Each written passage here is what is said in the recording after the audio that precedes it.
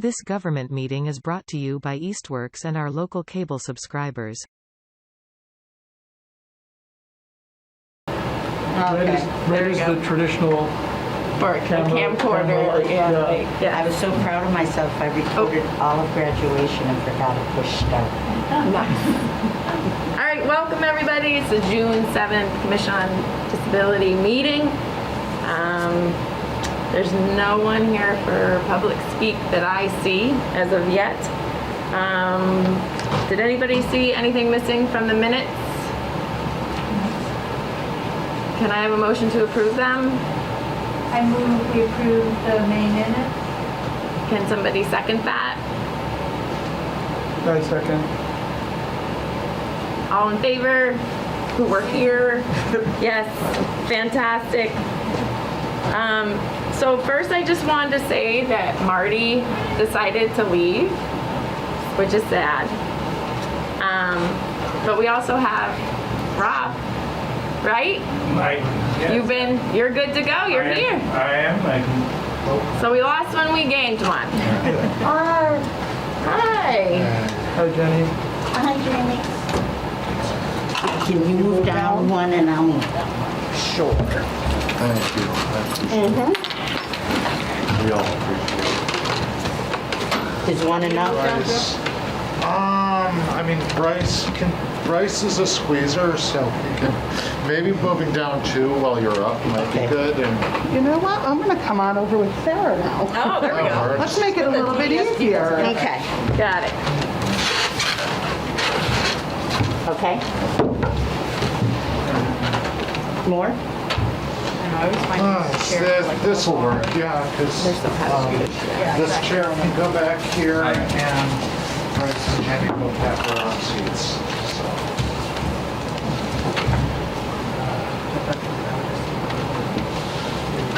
Right, Bryce, you want to sit?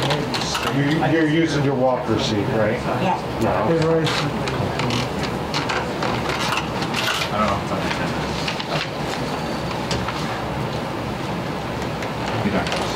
Here. I'll move down. How you like?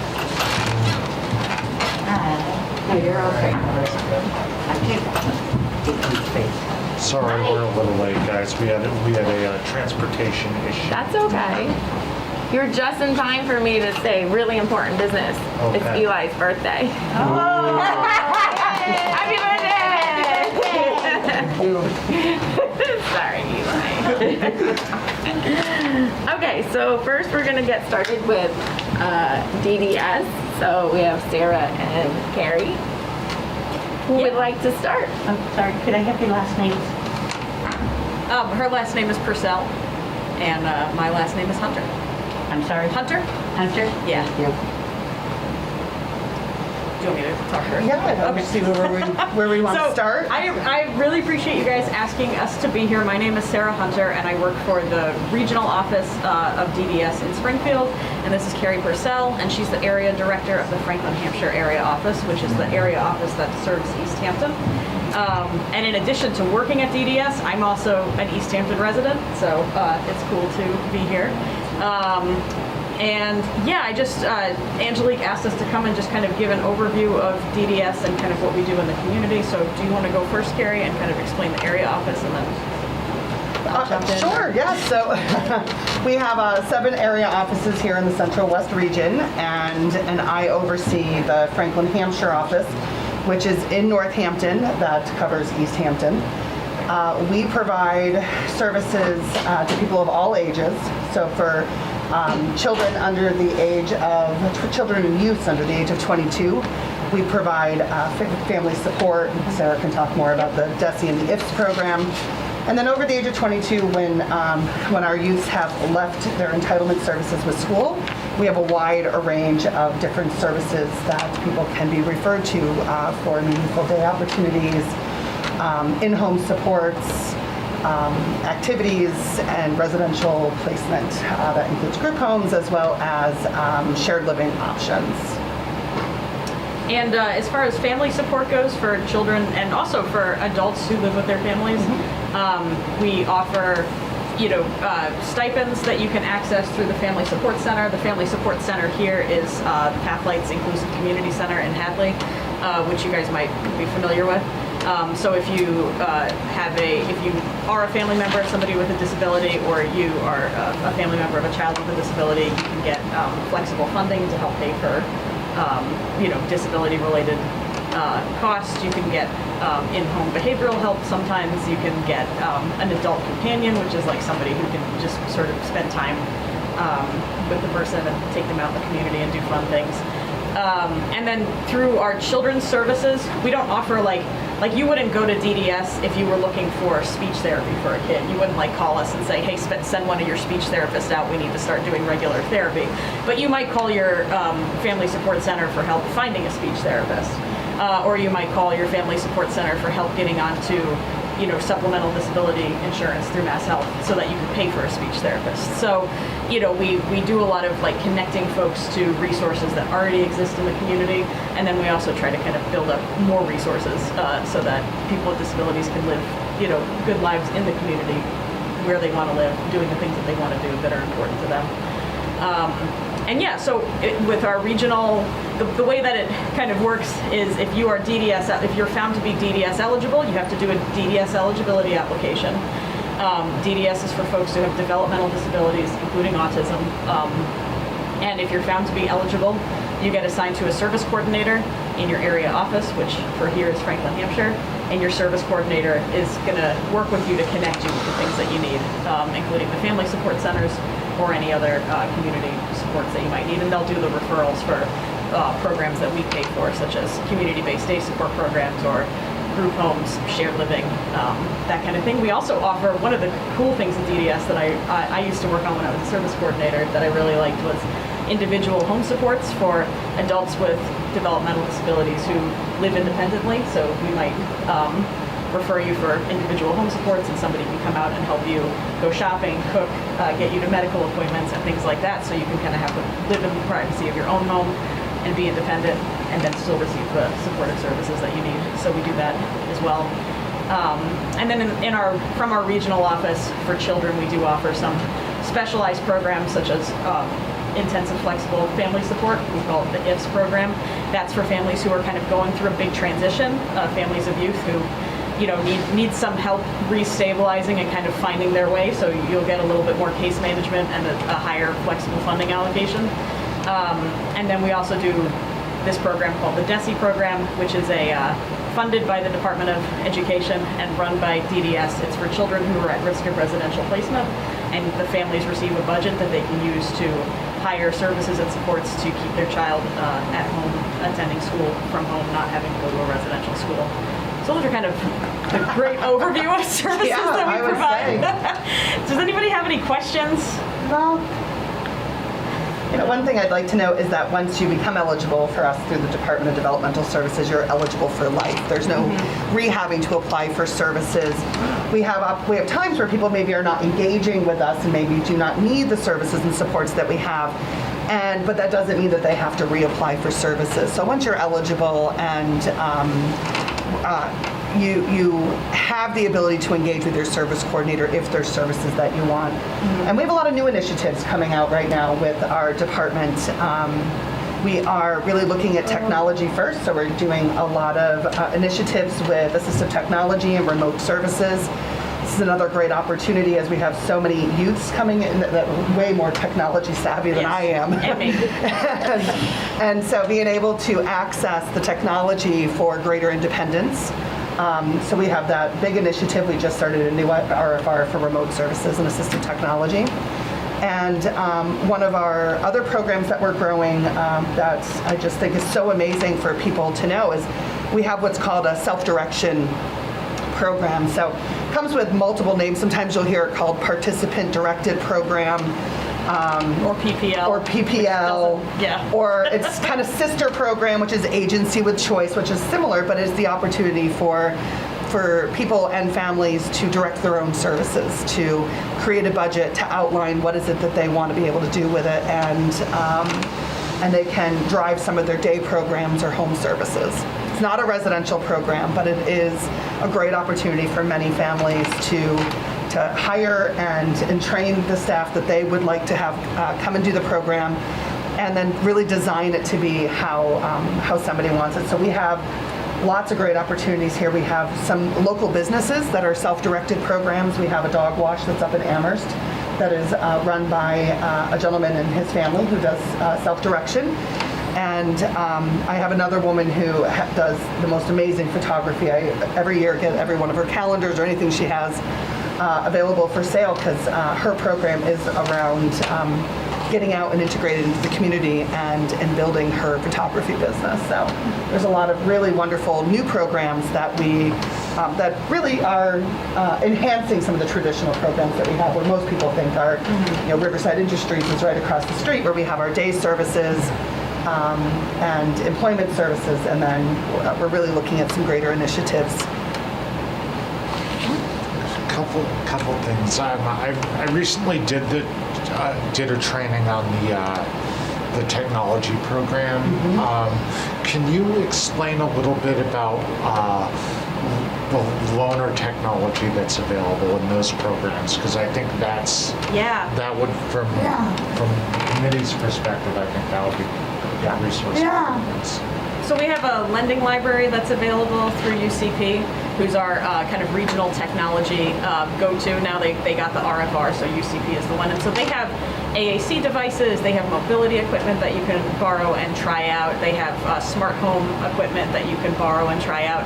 And it's a really cool thing, because a lot of times, we don't want to spend a ton of money on something that we don't know is going to work. So it's nice to be able to give folks the opportunity to try a bunch of different forms of technology and see what's actually going to work in their life. So that is available through UCP of the Berkshires, but they'll come to you and drop it off and everything. So you don't have to go all the way out to the Berkshires to get it. But thanks for mentioning that. So that would be like, an example would be if you had if there was a kid, a kid that might either need like adaptive feeding equipment at home, and you're not sure what's going to work, but you want to try this stuff, or a communication device would be a big thing that you Jenny's. And you probably tried a bunch of those before you found the one that worked for you. Or the different applications that go onto the devices, they like also will.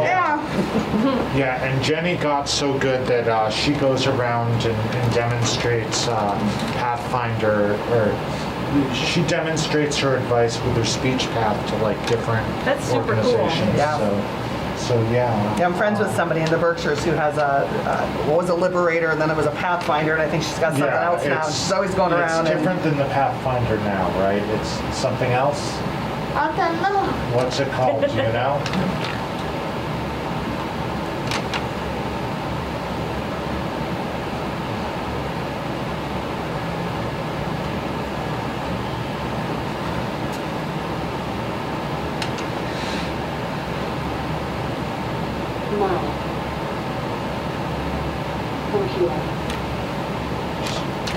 Excellent. Nice. All right, cool. That is super cool. So yeah, that's an example of something, and a communication device, it's a very personal thing, as you know, I'm sure, and as a lot of us know. So you want to try lots of different things out, and they can be quite expensive. Insurance will cover them sometimes, or they'll partially cover them, but you don't want to buy one and then realize that that's not really the thing that's going to work for you. So you can definitely borrow that and kind of trial that from UCP, and they're very happy to help you out with that. Another thing, you had kind of mentioned the feeding equipment, and I hadn't even thought about that, but one thing I remember them saying at the presentation that I last went to is they actually have like spoons and forks and things that have gyroscopes in them, so that people whose hands shake can continue to feed themselves independently, which is like a huge, it makes a huge difference for somebody's quality of life, especially if they're experiencing that for the first time. And so you can borrow those as well and try them out and see if they'll work. And if they do, there are definitely programs that will help you pay for them. And including DDS. Sometimes we will definitely help people buy those as well. So. And I think what's important to note is that UCP, it's not just, I'm going to step outside of our DDS role, it's not just for people who are eligible for DDS. Yes. United Cerebral Palsy of Western Mass can come out and be of assistance to anyone with any disability. Mm-hmm. So if you have a family member who's aging and maybe has some Parkinson-like tremors, these adaptive spoons and forks can be of assistance to them as well. So it's it's good to know that as some of us have healthcare change needs, that the assistive technology through UCP can be available to many, many people. And they are doing some road shows now. They are. They just Going out and came doing some to road our shows. regional office a week ago. Or was it a week ago? Yeah, June 1st. Whenever I blew my tire out of my car on the way to work. Yeah, so they're around, in the area, and it's I think the best way to kind of figure out where they are is to either follow them, to kind of get on their mailing list, or to reach out if you have a contact at DDS or at the Family Support Center, to kind of ask them to let you know when the next one is. I don't know off the top of my head when the next one around here is, but Yeah, I'm not sure, but they will they're come out. busy. If you have enough people, they would schedule and be able to come out. Yeah. And I know that their home location is in the Berkshires, so people think UCP is just in the Berkshires, but it's actually all of Western they go Mass. all the way out to 495. So that's our region, by the way. Central West is from the 3/4 of the state. Yeah, it's most of the state. It's from the New York line all the way up to 495. So according to Massachusetts, that's one region. So, the Franklin, Hampshire area office is most of Franklin and Hampshire County. And There's some of Worcester. And some of Worcester. So I go all the way up to Yeah. Templeton. So, Easthampton all the way up, the entire kind of horseshoe of. Jeff, you had a question? Yeah, I'm Jeff.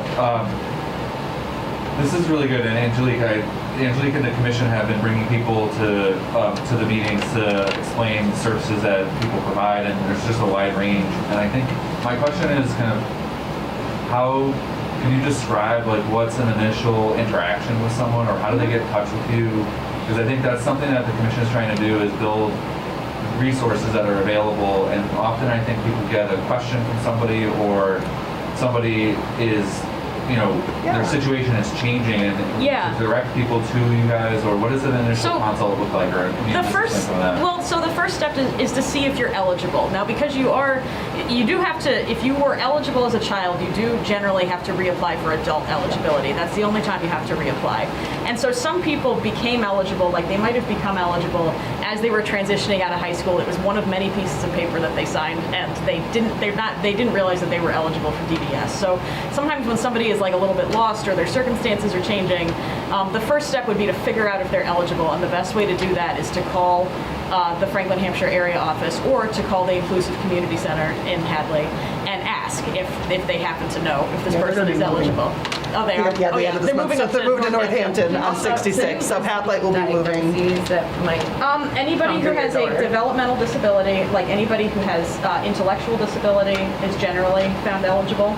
And you can also be found eligible with autism without intellectual disability. And then within that, we also have, we have some folks who have Smith-Magenis syndrome or Prader-Willi syndrome who might not have intellectual disability, but they're still found eligible. So, if you have a developmental disability, including autism, you can be you can either be ID eligible, which is intellectual disability eligible, or you can be autism eligible, which means that you don't have intellectual disability, but you do have autism. So those are kind of our two big eligibility categories. We also do have a small acquired brain injury program, and this is just for folks who are living in nursing homes as a result of their acquired brain injury, and they need help transitioning to a community-based group home. And so those folks can apply for DDS eligibility for the purpose of transitioning out of the nursing home. So it's a very specific ABI eligibility. It's not just anybody with acquired brain injury, but that is available. So if you have a family member, or somebody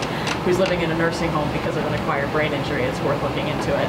But so the first thing that you would do is to confirm whether or not you're eligible. And we also have an intake and eligibility department at the regional office, and you can just call them and ask.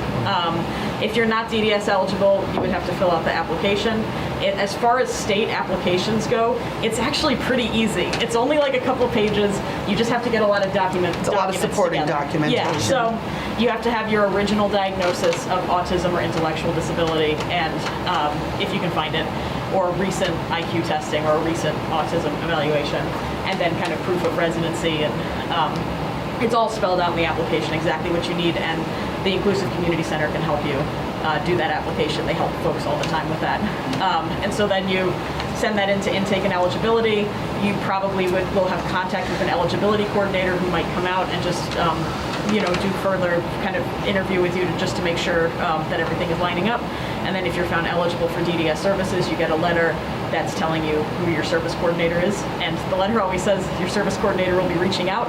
I generally recommend that people just call them because it can take them a little while to get to it. So, and then your service coordinator will refer you to the Inclusive Community Center, or will refer you to other services that are appropriate beyond there.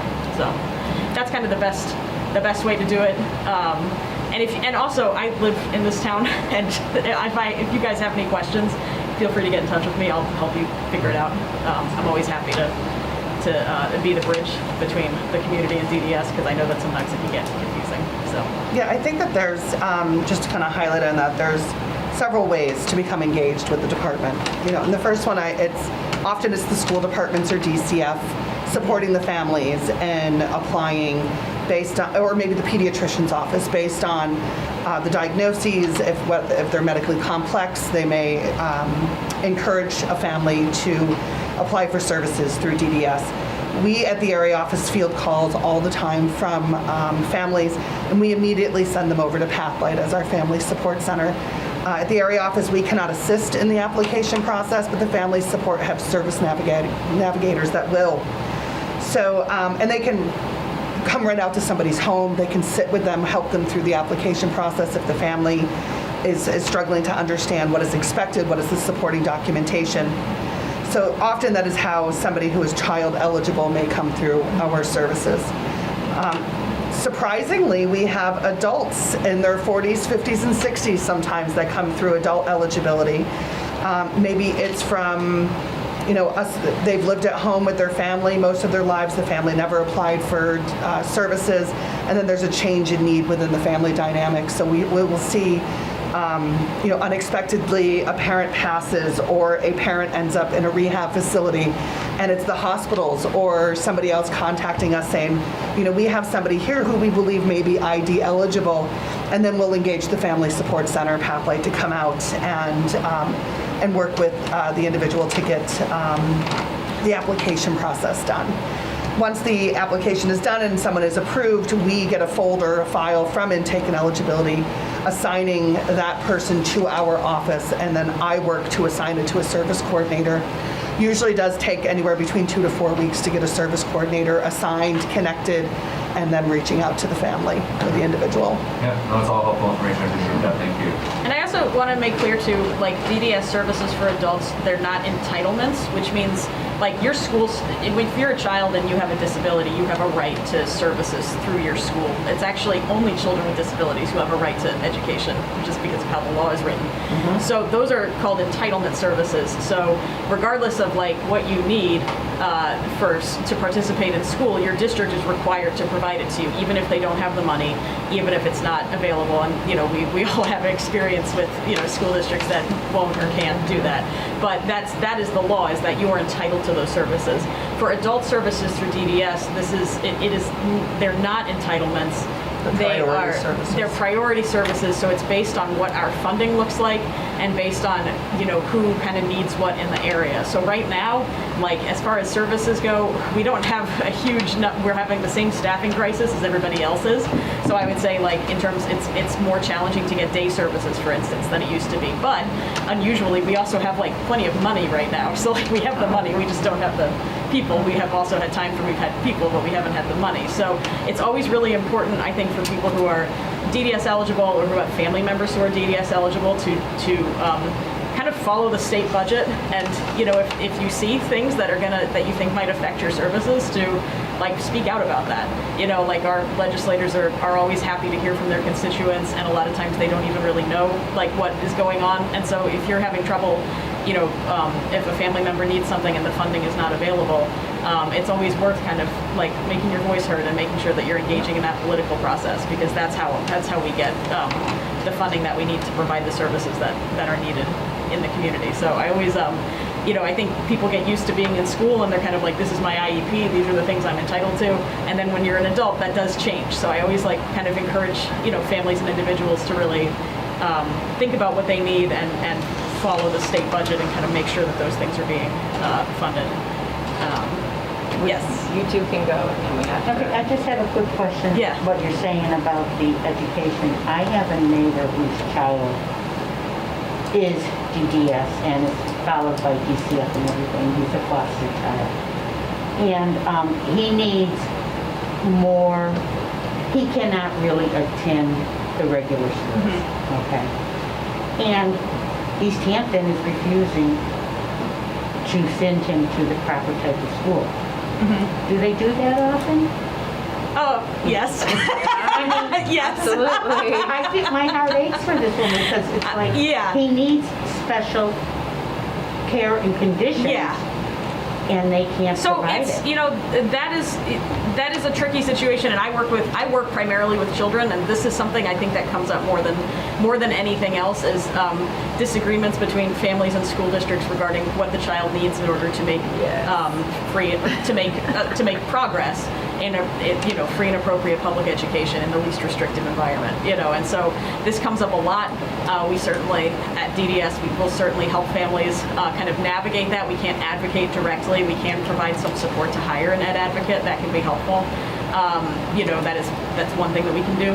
But yeah, I would say that this is challenging. Like this is something that a lot of families deal with, and honestly, when we're going into adult services, a lot of families are really traumatized by what they went through in school, and it's hard to kind of switch gears and think about what sorts of adult services are needed and how to advocate for those when the system has been so different in education. Well, I guess my So- question is, if by law the child is entitled to an education in a safe and secure environment for that child, how can the city or town refuse them? I think that it just So depends many on, ways. there's all sorts, if Wiggle, they, wiggle, I was wiggle. gonna say, that'd be a great question know. for the school department to bring yeah, in here right. to talk about. I think, Do you if, come across Take a this trip often? upstairs. oh yes, constantly. I mean, it's all over the place. It's not just Easthampton. And I think to be fair to the school, and I used to be on school committee actually. To be fair to the schools, special education has never been fully funded, and so I think that there is a lot of pressure on the school departments to kind of make do with what they can and kind of spend the least amount of money that they can. And then there's also they also have these responsibilities. It's tough. I think we need to let me just speak for myself and not as a DDS person for a minute. I'll just speak as somebody from Easthampton. I really think we need to look at the way that school funding is allocated. We need to insist that special education be fully funded the way that it was supposed to be when the IDEA was passed, and it never has been. The effect of not fully funding special education has really it's hurt a lot of students, and also hurt a lot of communities and relationships between schools and families. It doesn't actually need to be like this, and that's kind of my that's my feeling on it. It is Jeff has sad. to go. We have to wrap up. Sorry. We have another speaker. No, that's it's okay. I should Go get ahead. off my You soapbox raised your anyway, hand. so. No, you were yeah, not I on was the soapbox. You're informing people.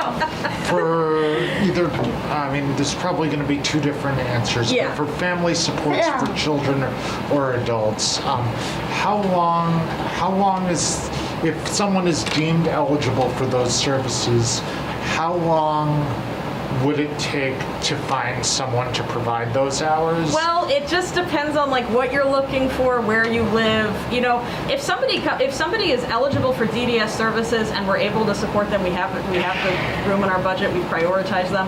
They have somebody they want to hire. Yeah. Perfect. Okay. That's great. We can do that. That's why I talked about the self-directed. Yeah, service, exactly. Because often if you have your own staff. If you've got your own staff, we can help you. Yeah. Find, so in other words, you would advise families to find a friend. I would advise families through the lifespan, from the time that your kid is young. I always advise people to really grow your circle. I think I have a kid with a disability. When you have a child with a disability, it is very tempting to just get really, really small, because the circle of people that you can trust and who really get it gets smaller and smaller and smaller. And so the tendency, I think, for families of kids with disabilities is to just like not talk too much about what's really going on or what's really hard or challenging, and just keep the circle really, really small. And what you actually need to do is like ask for help and grow that circle as much as possible.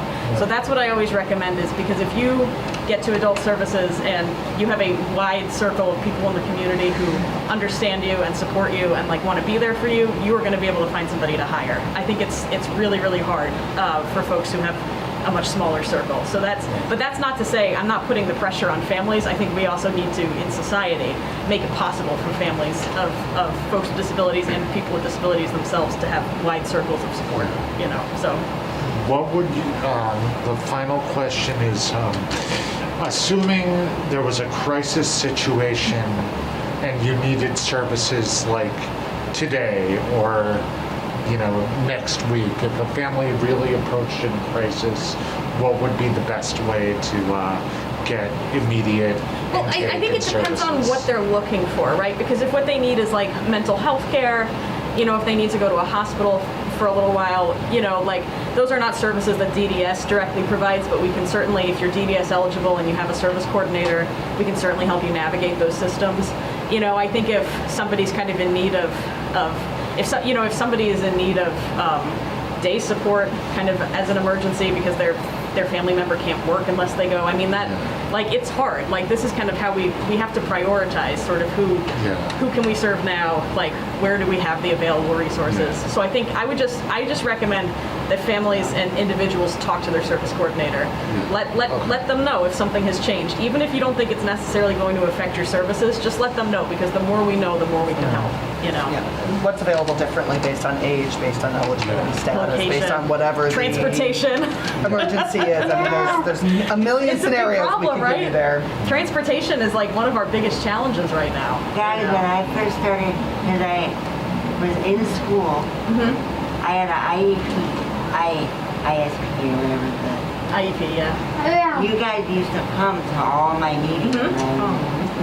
You remember me? Me? I don't. Were you at? I don't think I was at any of your meetings, but I know a lot of times, especially when people are nearing those transition years, like they probably started coming when you were like 16, 17, right? Like when people start nearing those transition years, our service coordinators do try to come to the IEP meetings, and it's really important. So if you're a young adult with a disability and you're about to finish high school, make sure that your service coordinator is at your meetings, because then they can make sure that like we have adult services in place that are going to work for you. Start planning. The more that we know, the better. You know, we're always there for you, right? Like, you know, that's the thing. It's not about like what your parents want or what your teachers want or what anybody else wants. It's about what you want. So, you know, I'm glad that they were there for you. That's great. And one of my service coordinators is my best friend. Oh yeah, that's wonderful. That's so good to hear. Patrick. Oh, okay. That's great. I'm not surprised you said Patrick. Their ISPs are a hoot. Yeah, you know, we do try to have fun with it, you know, like, and I was a service coordinator for years, and it was a really fun job. I loved like getting to know all the different folks, and yeah, exactly. I was there for at least one of your ISPs. Yeah. So you know, it's fun too. It's not all serious stuff. So I'm glad that you've had such a good experience. Well, thank you guys for coming. Thank you. Yeah. Thank you. Can't really Stay hear right it.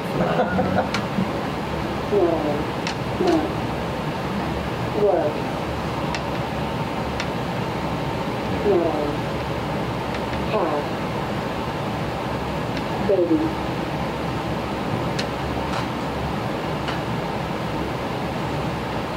Girl. No. Word. M-E.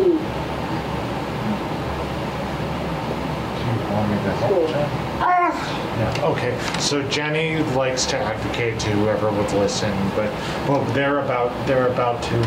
it's about to be someone else's turn to speak, so they can't. So Jenny has a job in Longmeadow as a lunch monitor, and her staff had a baby, and she has not been able to they have not been able to staff it. Yeah. So she has funding, she has a job, and has not been able to staff it. I'm so sorry, And she's Jenny. pissed, and she is advocating to whoever will Yeah. listen. And you should You should, continue. absolutely, It absolutely. is one of the greatest struggles that we're all dealing with right now. Thank you guys. Appreciate it. Thank you, your- Jenny. Good luck. The voice on your machine is sounding kind of muffled. It is It's hard to very make low. out. It's loud, or it's soft. Is it volume? Yeah. Yeah. That's probably because otherwise we'll keep talking. Yeah. Okay. Keep talking. This poor gentleman over here is really. All good stuff, all Can you slide informative. down? All good I stuff. can do it, it's good. You sure? Yeah. Okay. Yeah. Thank you, everybody. Thank you. And like I said, I live in town. Get in touch if you need help with something. Yes, thank you. Are you on Facebook? I sure am. Okay. That works. That works.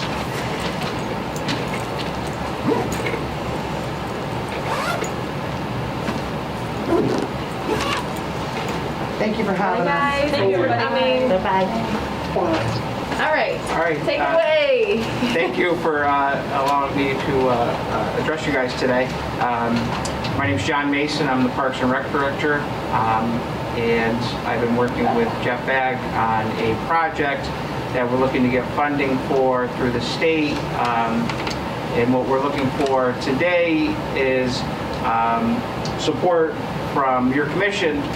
We are looking to add an ADA accessible playground down at Nonotuck Park that would attach to the existing playground that's down there. And with that, we are looking to do some connectivity between the accessible bathrooms, the newer ones in the park that would actually connect into the playground, the new playground being built into some other areas, to the pool area, some other spots throughout the park as well. So, you know, we think it's an important piece for this project. It's going to be included on all. We're upgrading the pool itself to the deck of the pool, fencing, some other features or shade features are getting constructed as well as part of this grant project that we're going through. We've hired a consultant to do some design work. This would be phase one. Phase two itself would be construction of a pool, looking at filtration, things like that. But this is phase one, and this is where we kind of envision adding new resources and creating an ADA playground. So we're looking for a letter of support to include in the grant. The grant submission is July 14th. We're reaching out. We're on the CPA agenda next week, and then the July 6th City Council agenda for letters of support for this project as well. So, Jeff, you have anything to add on top of that? You always Do we had have like designs or something to look at? Well, I brought one, but it was the one that I grabbed the wrong one. I grabbed the one that you mocked up. You know, for design of the playground itself, no, they haven't. We haven't determined specific equipment. I did go up to Belchertown a couple weeks ago. They have a wonderful accessibility playground up there. Jessica's, if you get a chance to go up and see this, it is phenomenal what they did with that playground. So I sent pictures to our consultant for some of the equipment that we'd be looking for. You know, so pictures of exact equipment, no, but location would be, if you're looking at the existing playground inside the park with the ball field behind you, it'd be to the right of that. And then to the left, I met with another grant funder. We're looking at putting a gazebo or a pergola, which would also accommodate ADA accessibility as well for shading while they're down the playground. Yes. Go first. All right, I just want to clarify that the city has already hired the consultant and that the grant is to fund the equipment. Am I understanding that correctly? To fund the entire project, yeah. So we hired the city, we already have a design, a firm that is hired. They're billing us and they're doing work for us. to do the design work for this, yes. So that's already done. Next is, we're hoping to have cost estimates in the next day or two to see how much it's going to cost, and then that's when we'll go to have City Council have a better idea how much this project's going to cost, and same with CPA, so we can let them know this is the overall cost of the entire project that we're looking to do.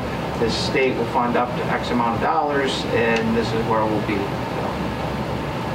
Have you checked out the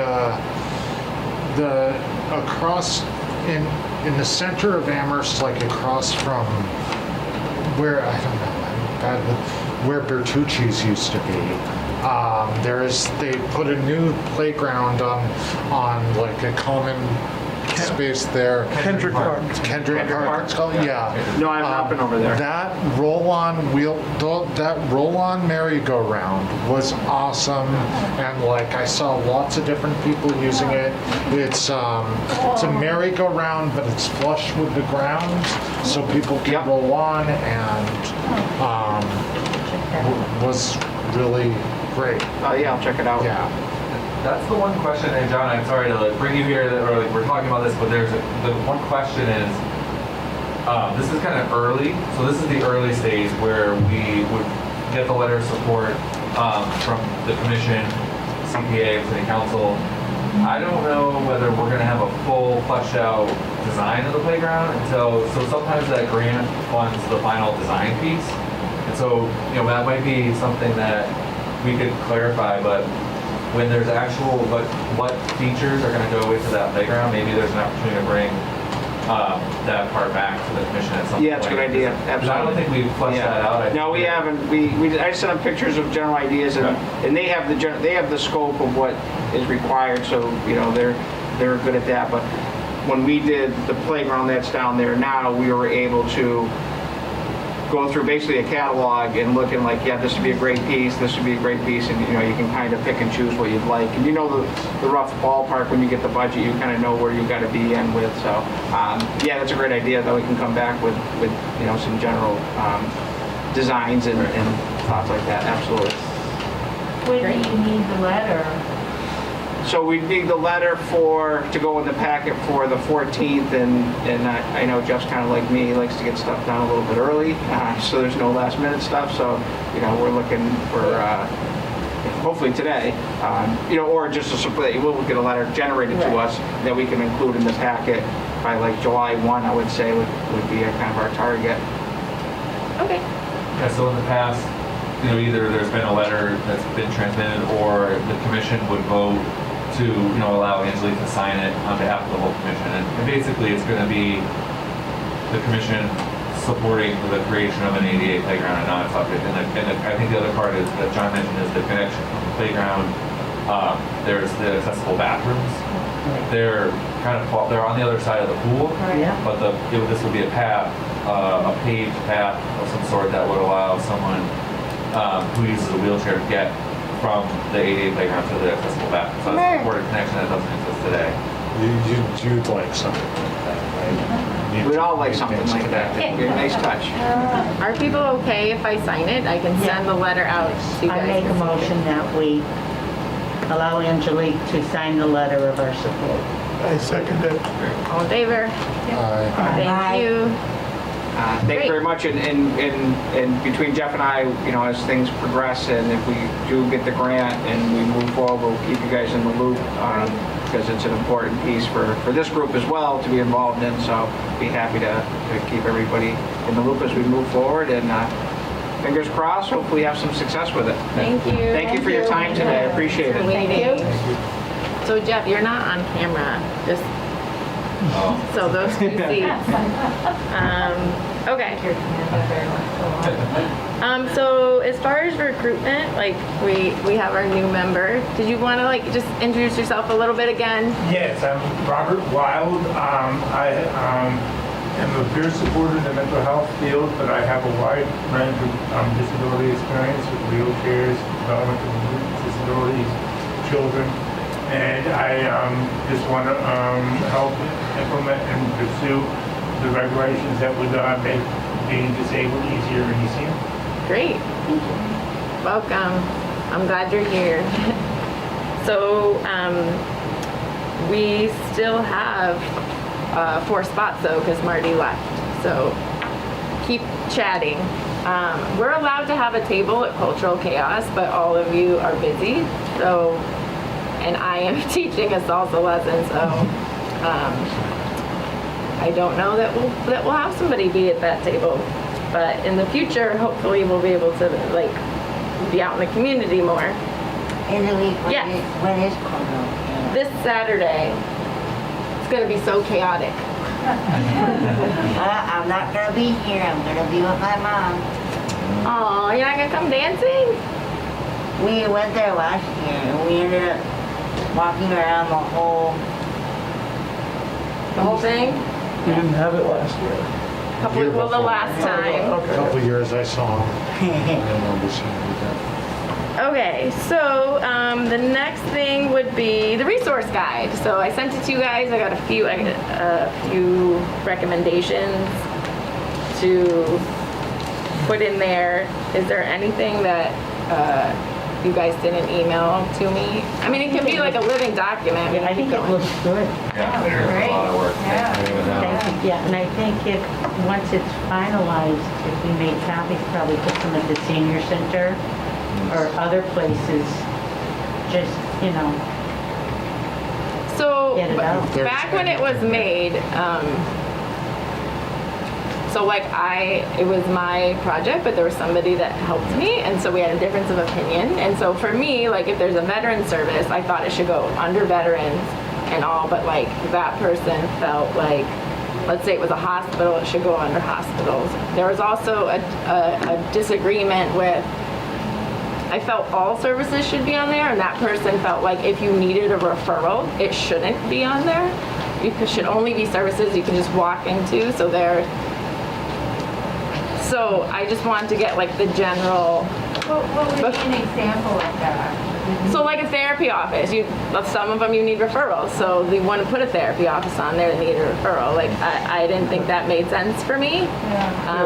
Seems like there's no reason Like, not to, right. if, not to put it on there. I mean, you could put like a mark on it that says Referral needed. I mean, anywhere with a referral, if you call them, they'll tell you how to get that referral. Yeah, so like DDS, you need a referral. Yeah. You can just walk in, but like, so that wouldn't be fair to me to like not have that be on the list. Yeah, that's, yeah. And if it can fit into categories, you can put it in. You can two put it in both. categories. Yeah. But, okay, just, Okay, I just noticed that you have info line nationwide, 211. We should Yeah. probably put that's United Way for help, okay, just so people know. And the number does work, because I did try it when I was Okay. giving it out. There's a lot. I haven't like Yeah. used that at all. no, it's okay. And you guys can keep sending me stuff, But I do so, think one of the most important ones is that United Way, that 211, because they have okay. such a depth of knowledge of where to send, refer somebody. Are you able to help me do it Yeah. with this? Okay. All right. And Jeff, we didn't make any progress, right, on the PSA yet, right? Okay. What else? I don't really have an update on the accessibility for the meeting. Like nothing has happened after Stan and I met with the mayor. So what is ending in July again? I guess I get confused. Me too. My understanding is that the opportunity for remote participation is supposed to end in July, but then there's conversation about that getting extended again. Okay. So I think that it's worth kind of doing the best we can. Like, 'cause there's other committees too that probably want to do it. Okay.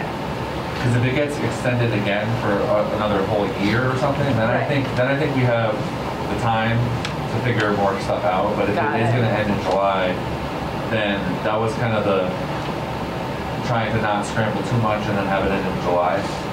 So I think if it gets extended, got it. then I think there should be another chance to have the conversation about doing it Right. for a longer period of time. Yeah. I think that was the initial reason why I can't speak for Right. why exactly it was done, but only a couple committees were chosen to go hybrid because we weren't sure if it was going to last. And now, Right. if it gets extended, then I think another chance to keep on on it.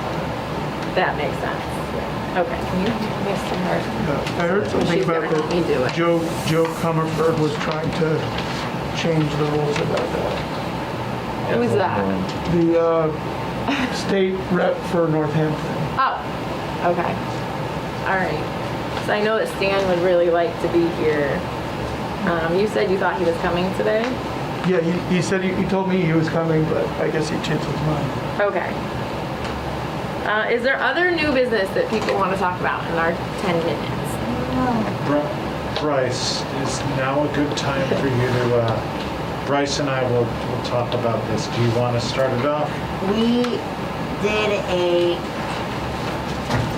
We were talking about dementia Yeah. at Riverside the other day. It Okay. was a training. Do you remember who did the training? I don't. It was Kathy Service, who is a former DDS nurse, who's acting as a consultant, did a training for both staff and consumers. And it was on dementia and how to support others around you with dementia. And it was cool, I thought, because you guys don't get trained often on how to support each other. So that's really cool.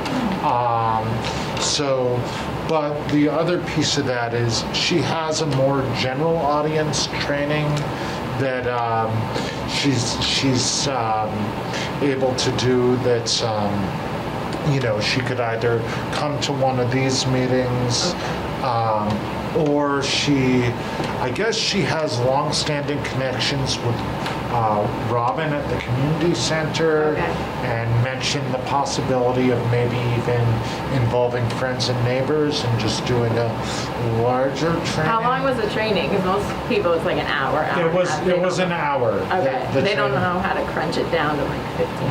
There's so. But you can send me the info. Training for so it would probably be us maybe dipping our toes into just putting Council on Disability on a public event that's held elsewhere if she's going to do the training, or she could talk briefly, but also there's a 4-page list of resources that she handed. That's anything from DDS to like dementia resources, and so hopefully some of that will complement what we're compiling. Awesome. And I will shoot her an email, and and I'll try to get an email copy of that list too, so you can just click the links and check them out. I think that would be a wonderful, even if we held it as a public event someday. Right. Because I know I'm starting to deal with it with my husband with the early onset of Alzheimer's. And I'm kind of like, how do I deal with it? And I think there are a lot of others that even if we did it with us sponsoring it, but pull on the Council of Aging and Robin. Right. And did a big. Yeah, we tried to do stuff in the past. It was a long time ago, but like we would just have to make sure a room's available and then make some flyers and then, if it was going to be here somewhere in the community. Good thing to Takes a little bit of work, but it's totally doable. Do you want to say something? I would just think that working with the Council on Aging may be helpful too, because they have, Cynthia is probably committed to something like that, and then they have some staff people who can probably help too, so I think making that connection would be good. Did you have something of your own for that? Yes. I did want to just say that I really am committed to getting this group out to the trail that's being built on East Street. The issue is that it's not paid. The parking lot hasn't been paved yet, and so I think I just wanted to come up with a plan so that we can get everybody out there. Somebody needs to talk to Riverside and coordinate so that we could get out there. But they had said it was going to get paved on May 15th, and here we are. In June. Like June is not paved yet, so everything's just pushing out a little bit. But I do want to get this group out there because I think right now, what we're gonna try to do is sort of formally open it sometime in the middle or end of July. Okay. But I would love to have the commission out before that to see it. Can we- and then- yeah, go ahead. Can we not see it before the parking lot is paved? It'll be, it would be easier if the parking lot's paved. And I had kind of thought it would be paved by now, and so it's just was like a lot of supply chain issues and blah, blah, blah. But I do think once it's paved, because there's going to be the access for a van, and then it's a direct access from the paved area to the trail, which right now it's gravel and it's on, you know, it's not a stable surface, so I wouldn't want to bring us all up there at that point. So it's a little bit further along. So How would you be able to bring one or more people there for a field trip? Would I be able to? I do not drive. However, Riverside. yeah. That's what I meant, like accompany them. And I met with Yes. Riverside could definitely. Who are you in contact with? Lynn over there? I brought Lynn out there, and so Lynn is aware of the nature of the trail, Okay. so she was very excited. It'll be a future opportunity for Riverside to bring If their you clients. could get Lynn excited about bringing a group over there, it will happen. I will do that. That's the Okay. part that I wanted to make sure the parking lot was paved before we embark on kind of like coordinating the whole group to go. So just to be clear though, like you could come on your own, but you're not necessarily in charge of bringing other people. Like not in terms of, I mean. Could I come on my? No, I probably wouldn't even walk out to East Street on my own. I'll be honest. We could coordinate, and I want to make sure that Jenny and Bryce can come too as part of our group. So No, I just don't know that you're in charge of them all the time, is what I'm saying. Well, I mean, So would it be somebody else that we would have to speak with? Yeah. Jenny's, and if there was a plan, I could definitely make sure Jenny and Bryce were included. You know, I work in, you know, my typical assignment is in Jenny's room on Mondays, Tuesdays, and Wednesdays. Bryce is in the next room over. You know. Got it. Yeah. So. My plan was to work with Lynn and then see how it would work out to get us as a group there too. Okay. So I'll keep working on it. It's going to be a little bit longer than I thought. So that's just the way it is. Everything right now. I'm gonna write to the school department again because we never got to go into the school. So I don't know. School's almost out, so maybe they'll be better with us getting in there. School's almost out. You wanted to get a tour of the new school? Is that what you- Yep. Okay. Yes. And related to that, we have another project that is the assessment of city facilities for ADA compliance. Hopefully for your July meeting, we can have that consultant come here again and report out. You know, it's not going to be a surprise, I think, to this group that there are a lot of issues. Things like just physical barriers, you know, not connected sidewalks, and then they did all the city facilities and buildings too. So it is a long list of projects that the city will have, and I think part of the goal of the project is for the consultant to prioritize them. But I think that would be what I would like him or they to come and talk about what they feel the priorities are and make sure that the commission would agree with the way that the priority is structured. Right. So I'll coordinate with you actually, but I think the July meeting would be a potential opportunity, or if not August. I mean, the list is very long, so, but I do think we're wrapping up there. It's supposed to be done by June 30th.